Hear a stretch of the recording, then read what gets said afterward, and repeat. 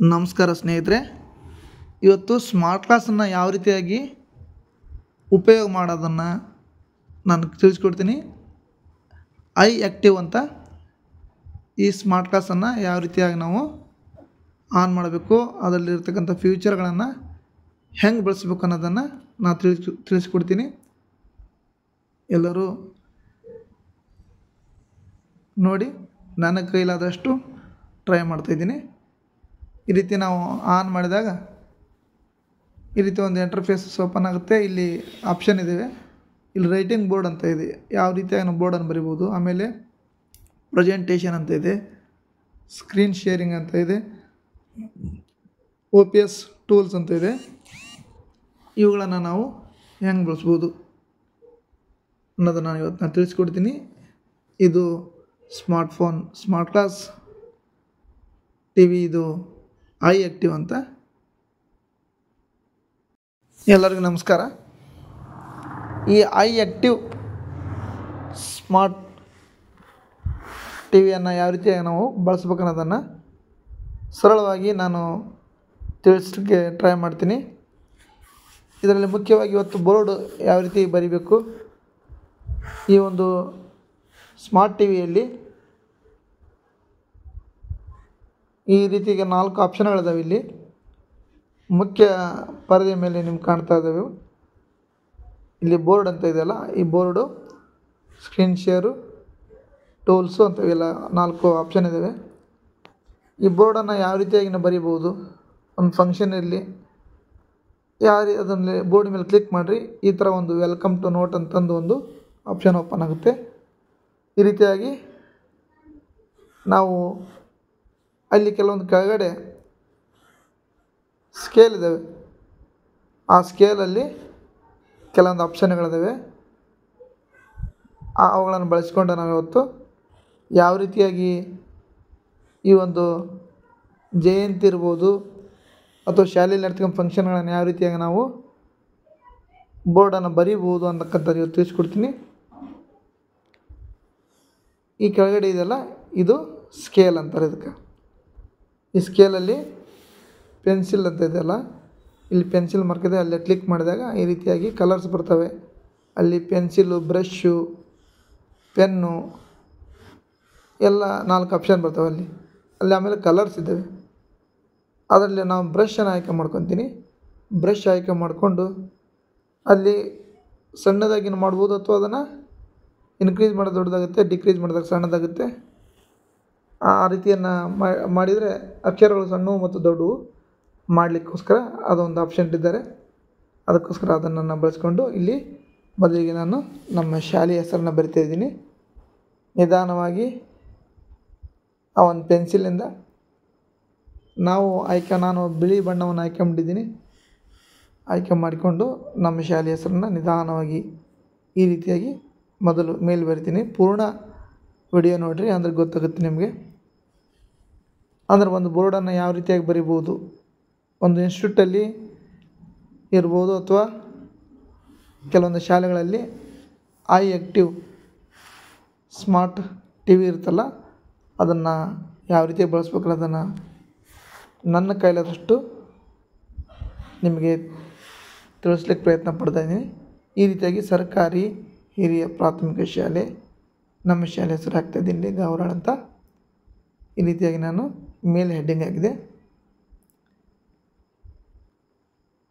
ನಂತರ ಇಲ್ಲಿ ನೋಡಿರಿ, ಮತ್ತೇನು ಮಾಡೋದು, ಮತ್ತೆ ಕೆಳಗಲ್ಲಿ ಟೂಲ್ಸ್ ಹೋಗೋಣ. ಸ್ಕೇಲಲ್ಲಿ ನಾವು ಆ ಪಟ್ಟಿ ಮೇಲೆ ಕ್ಲಿಕ್ ಮಾಡಿದಾಗ ಮತ್ತೆ ಕಲರ್ನ ಚೇಂಜ್ ಮಾಡೋಣ. ಕಲರ್ನ ಚೇಂಜ್ ಮಾಡಿ ಈಗ ಏಪ್ರಿಲ್ 14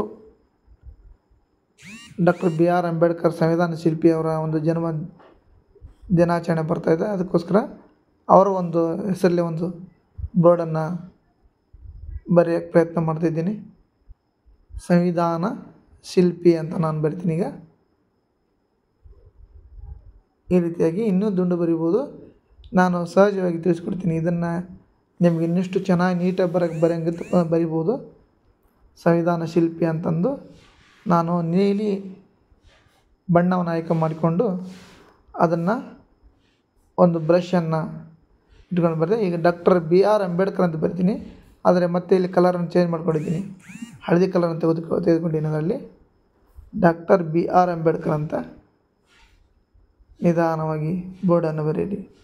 ನೀವೇ ಬರೀಬೋದು ಸ್ವತಃ, ಇದಕ್ಕೇನು ಯಾವುದೇ ಡ್ರಾಯಿಂಗು ಬೇಕಾಗಿಲ್ಲ, ನಿಮ್ಮ ಕೈಲಾಗುತ್ತೆ. ಅಲ್ಲಿ ಬ್ರಷ್ ಇರುತ್ತೆ, ಅಲ್ಲಿ ಭಾಳ ಈಜಿ ಇದು ಬರೆಯೋದು. ನಿಮ್ಮ ಶಾಲೆಯಲ್ಲಿ ಇತ್ತಪ್ಪ ಅಂದ್ರೆ ಅಥವಾ ನಿಮ್ಮ ಸಂಸ್ಥೆಯಲ್ಲಿ ಇತ್ತಪ್ಪ ಅಂದ್ರೆ ಇದನ್ನು ನೀವೆಲ್ಲರೂ ಪ್ರಯತ್ನ ಮಾಡ್ಬೋದು. ಡಾಕ್ಟರ್ BR ಅಂಬೇಡ್ಕರ್ ಅಂತ ಬರೆದೆ. ಇಲ್ಲಿ ಕೆಳಗಡೆ ಜಯಂತಿ ಅಂತ ಬರಿತೀನಿ. ಜಯಂತಿ ಅಂತ ನೀಟಾಗಿ ಬರೀರಿ.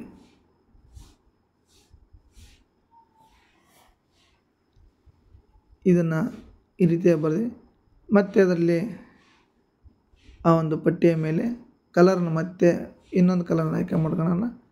ಅಲ್ಲಿ ಎಲ್ಲ ರೀತಿ ಎಲ್ಲ ಬಣ್ಣಗಳಿದಾವೆ. ಇಲ್ಲಿ ಈ ಬಣ್ಣಗಳಲ್ಲಿ ಮತ್ತೊಂದು ಬಣ್ಣವನ್ನು ನಾನು ಆಯ್ಕೆ ಮಾಡಿಕೊಂಡು ಇಲ್ಲಿ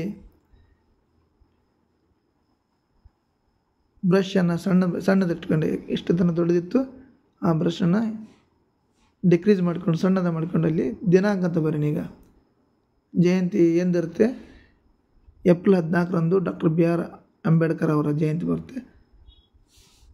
ಅಲ್ಲಿ ದಿನಾಂಕ ಅಂತ ಇಲ್ಲಿ 14/4/2025. ಅಲ್ಲಿ ಜಾಗ ಸ್ವಲ್ಪ ಸಣ್ಣದಕ್ಕೋಸ್ಕರ ಅದರಲ್ಲೇ ನಾನು ಪ್ರಯತ್ನ ಪಡ್ತಾಯಿದ್ದೀನಿ.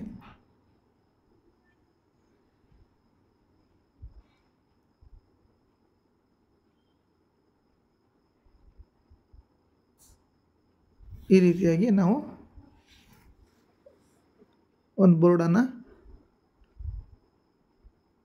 ಬರೆದೆವು. ಇದರಲ್ಲಿ ಈ ಒಂದು ಕೆಳಗಿರ್ತಕ್ಕಂಥ ಪಟ್ಟಿಯಲ್ಲಿ ಸ್ಕೇಲ್ ಅಂತ ಇದರಲ್ಲಿ ಶೇಪ್ ಅಂತಿದೆ. ಆ ಶೇಪಲ್ಲಿ ಒಂದು ಶೇಪನ್ನು ಆಯ್ಕೆ ಮಾಡಿಕೊಂಡು ಅದಕ್ಕೆ ಈ ಒಂದು ಬೋರ್ಡ್ಗೆ ನಾವು ಏನಕ್ಕಣ ಕವರ್ ಪೇಜ್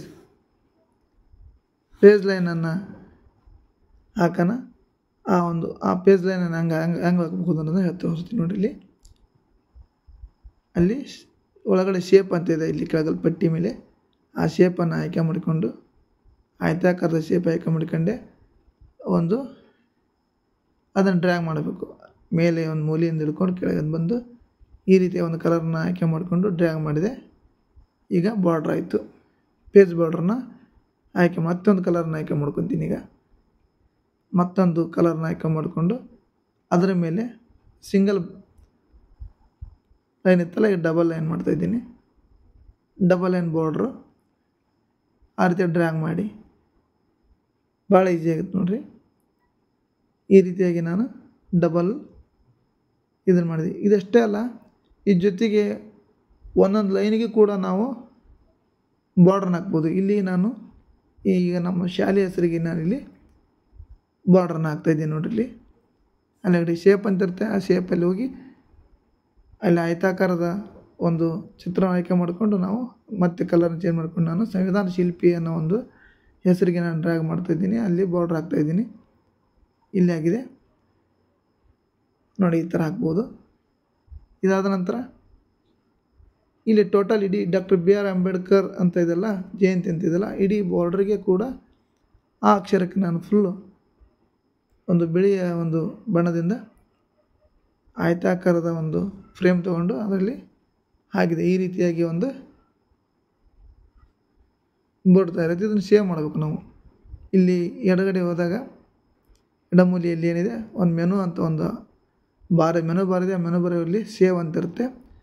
ಅಲ್ಲಿ ಅದನ್ನೊಂದು ಉಳಿಸ್ಬೇಕು ಅದನ್ನು, ಯಾಕಂದರೆ ಒಂದೊಂದು ಸಾರಿ ಕರೆಂಟ್ ಹೋದಾಗ ಅದು ಹೋಗ್ಬಿಡ್ಬೋದು. ಸೇವ್ ಮಾಡಿದಾಗ ಮಾತ್ರ ಅದು ಬೋರ್ಡಲ್ಲಿ ಇರುತ್ತೆ. ಸೇವ್ ಮಾಡಬೇಕಾದ್ರೆ ಅಲ್ಲಿ ಸೇವ್ ಅಂತ ಮೆನು ಬಾರಿಗೆ ಹೋಗಿ ಸೇವ್ ಅಂತ ಅಂದಾಗ ಇಲ್ಲಿ ಅನೇಕ ರೀತಿಯ ಇಲ್ಲಿ ಡ್ರೈವ್ಸ್ ಬರ್ತವೆ. ಈ ಡ್ರೈವಿನಲ್ಲಿ ಒಂದು ಡ್ರೈವಿನಲ್ಲಿ ಈಗ ನನ್ನ ನೋಟ್ಸ್ ಅನ್ನೋ ಒಂದು ಡ್ರೈವ್ ಇದೆ. ಆ ನೋಟ್ ಅನ್ನೋ ಡ್ರೈವ್ನಲ್ಲಿ ನಾನು ಹೋಗಿ ಸೇವ್ ಮಾಡ್ತೀನಿ. ಇಲ್ಲಿ ನೋಡಿ, ಈಗ ಅಲ್ಲಿ ನೋಟ್ಸ್ ಅನ್ನೋ ಡ್ರೈವ್ ಇದೆ. ಎಡಗಡೆ ಮೂಲೆಯಲ್ಲಿ ಮೆನು ಬಾರಿಗೆ ಹೋಗಿ ಮೆನು ಬಾರ್ನಲ್ಲಿ ಸೇವ್ ಆಪ್ಷನ್ಗೆ ಹೋಗಿ ಇಲ್ಲಿ ಅನೇಕ ರೀತಿಯ ಫೋಲ್ಡರ್ ಬರ್ತವೆ. ಈ ಫೋಲ್ಡರ್ನೊಳಗೆ ಒಂದು ಫೋಲ್ಡರ್ ಆಯ್ಕೆ ಮಾಡೋಣ. ಇಲ್ಲಿ ಡಾಕ್ಯುಮೆಂಟ್ಸ್ ಅಂತ ಇರುತ್ತೆ, ನೋಟ್ಸ್ ಅಂತ ಇರುತ್ತೆ, DCIM ಅಂತ ಇರುತ್ತೆ. ಒಂದು ನೋಟ್ಸನ್ನು ಅಲ್ಲಿ ಒಂದು ನೋಟ್ಸನ್ನು ಒಂದು ಡ್ರೈವ್ಗೆ ಹೋಗಿ ನಾನು ಆಯ್ಕೆ ಮಾಡಿದಾಗ ಅಲ್ಲಿ ಸಂವಿಧಾನ ಶಿಲ್ಪಿ ಡಾಕ್ಟರ್ BR ಅಂಬೇಡ್ಕರ್ ಅಂತ ತಿಳ್ಕೊಂಡು ನಾನು ಹೆಸರನ್ನು ಕೊಟ್ಟು ಸೇವ್ ಮಾಡ್ತಾಯಿದ್ದೀನಿ. ನೀವು ಆ ಕಡೆ ಆ ರೀತಿ ಸೇವ್ ಮಾಡ್ಬೋದು. ಈಗ ಸೇವ್ ಮಾಡಿದೆ.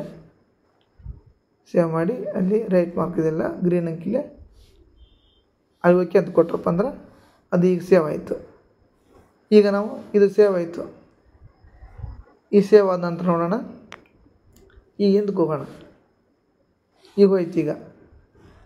ಈಗ ಮತ್ತೆ ಅದನ್ನು ಓಪನ್ ಮಾಡ್ಬೇಕಲ್ಲ, ಮತ್ತು ಬೋರ್ಡಿಗೆ ಹೋಗೋಣ. ಬೋರ್ಡಿಗೆ ಹೋಗಿ ಇಲ್ಲಿ ಎಡಮೂಲಿರ್ತಕ್ಕಂಥ ಮೆನುಗೆ ಹೋಗಿ ಅಲ್ಲಿ ಓಪನ್ ಅಂತ ಒಂದು ಆಪ್ಷನ್ ಇರುತ್ತೆ. ಓಪನ್ ಅಂತ ಆಪ್ಷನ್ ಆದಾಗ ಅಲ್ಲಿ ನಾವು ಯಾವ ಒಂದು ಫೋಲ್ಡರ್ನಲ್ಲಿ ನಾವು ಅದನ್ನು ಸೇವ್ ಮಾಡಿದ್ವಿ, ನೋಟ್ಸನ್ನು ಒಂದು ಫೋಲ್ಡ್ರಲ್ಲಿ ಸೇವ್ ಮಾಡಿದ್ವಲ್ಲ, ಆ ಫೋಲ್ಡ್ರಿಗೆ ನಾವು ಕ್ಲಿಕ್ ಮಾಡಿದಾಗ ಏನಾಗುತ್ತೆ, ಈ ರೀತಿ ಓಪನ್ ಆಗುತ್ತೆ. ನೋಡೋದು ನಾವು ಇಷ್ಟೊತ್ತನ ಮಾಡಿದ್ವಲ್ಲ, ನೋಡಿ ಓಪನ್ ಆಯ್ತು. ಈಗ ಈ ರೀತಿಯಾಗಿ ನಾವು ಒಂದು ಸಲ ಸೇವ್ ಮಾಡಿಬಿಟ್ಟಪ್ಪ ಅಂತಂದರೆ ಕೊನೆಯವರೆಗೂ ಅದರಲ್ಲಿ ಅಲ್ಲೇ ಇರುತ್ತೆ. ಈ ರೀತಿಯಾಗಿ ಇದನ್ನು ನೀವು ಬೋರ್ಡನ್ನು ಬಳಸಿರಿ. ಧನ್ಯವಾದಗಳು. ನಮಸ್ಕಾರ.